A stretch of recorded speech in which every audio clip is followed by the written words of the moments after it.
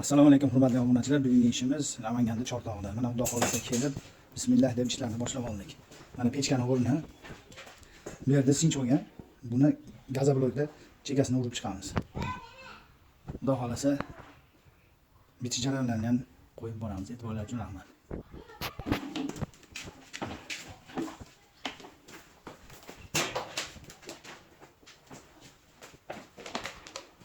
Kilaylar, boshlar, hamma o'zimizdan.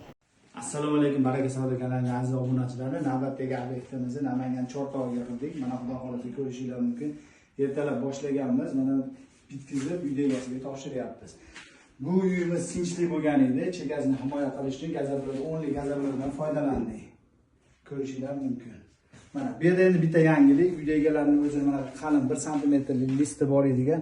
Shuni bizga qo'yib berdi. O'choqdan, nimasidan, qozon o'choqdan foydalanmaymiz dedi. Shu listni qo'yib berdi. Bu ham ancha yaxshi effekt beryapti. Mabodo uylarda 50 ga 70 razmerda shunaqa listlar bo'lsa, shunday holatda qo'yib berishimiz mumkin. Narigi xonasini ham bir ko'rdim. Mana bu tomoni go'zal holatda chiroyli bo'ldi. Uyda egalariga ma'qul bo'ldi. Kimga shunaqa xizmatlar kerak bo'lsa, ekran tagidagi nomerlarga aloqaga chiqarasizlar. E'tiborlar uchun rahmat. Like tayyorlayman.